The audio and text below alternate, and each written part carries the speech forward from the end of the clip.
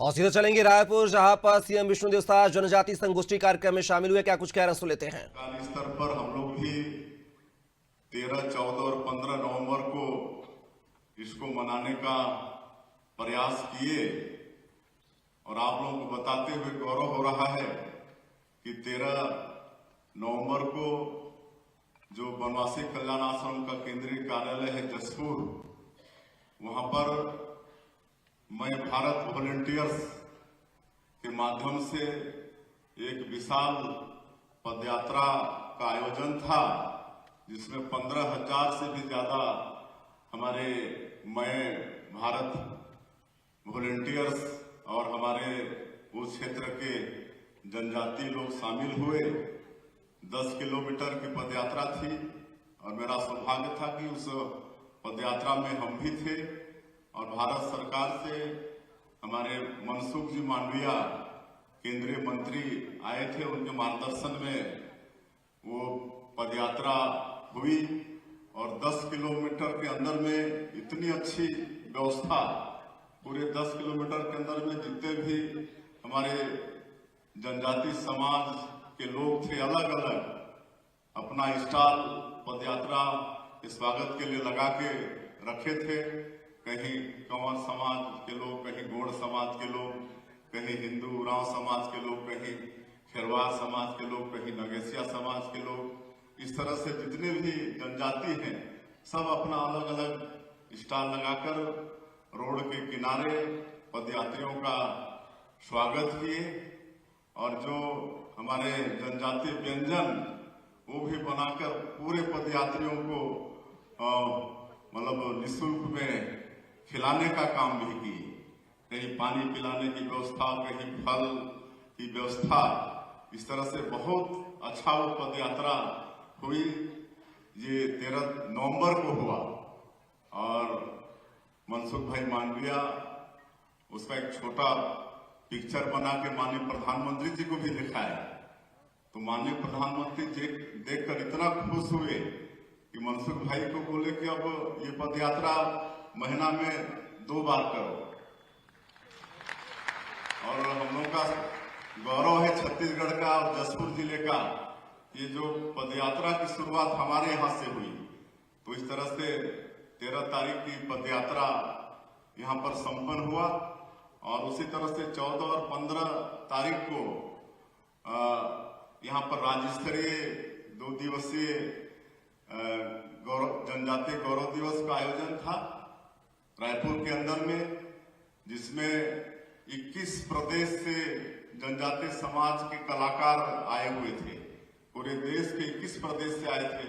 28 team भाग ली थी और 2 दिनों तक उनका कार्यक्रम चला और 15 नवंबर को प्रत्येक जिले में जनजातीय गौरव दिवस समारोह का आयोजन था, जिसमें हर जिले में हमारे मंत्रीगण, हमारे सांसदगण, विधायकगण मुख्य अतिथि के रूप में वहां पर शामिल हुए और जो स्थानीय जिले के जो कलाकार थे जनजातीय समाज के, सबको मंच मिला। तो इस तरह से मैं समझता हूं सब मिलकर इस जनजातीय गौरव दिवस को बहुत अच्छे से छत्तीसगढ़ में मनाने का प्रयास किए हैं। इसके लिए मैं आप सभी को फिर से बधाई देना चाहूंगा। और ये जनजातीय अस्मिता एक बड़ा महत्वपूर्ण विषय है और जनजातीय समाज का इतिहास बड़ा गौरवशाली रहा है। संस्कृति भी बहुत समृद्ध रही। मैं तो कहता हूं जनजातीय संस्कृति और सनातन संस्कृति बिल्कुल एक साथ ये प्रारंभ हुए। जब हमको लगता है कि सृष्टि यहाँ पर शुरू हुआ है, तभी से ये जनजातीय संस्कृति भी शुरू हुई है और ये सनातन संस्कृति भी शुरू हुई है।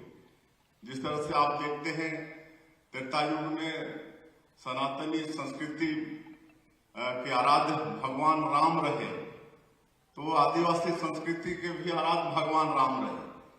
हमारे जनजाति भाई लोग शुरू से ही भगवान राम को आत्मसात किए हुए और आप देखेंगे कि जितने भी जनजाति समाज के लोगों के नाम में राम है ही है।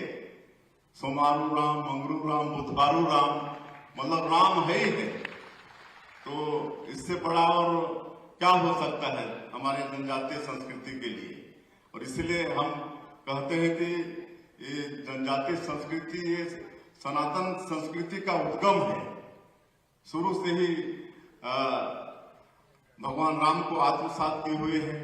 चाहे माता सबरी का जूठा बेर भगवान राम ने खाए, अपने 14 साल के वनवास काल में 10 साल हमारे छत्तीसगढ़ में दंडकारण्य क्षेत्र में उनका वनवास काल बीता और उनका पूरा समय जनजातियों के बीच में भगवान राम का बीता। और जिस तरह से सनातन संस्कृति में पेड़ पौधे को भी पूजे जाते हैं, उसी तरह से जनजातीय संस्कृति में भी है। आज सरना, माननीय अतुल जोग जी बहुत विस्तार से हमारी जनजातीय संस्कृति और उस पर प्रकाश डाला है।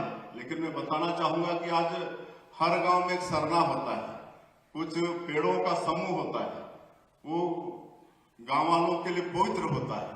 और वहां का जो पुजारी होता है वो बैगा होता है, कहीं पाहन भी बोलते हैं, कहीं सिराहा भी बोलते हैं।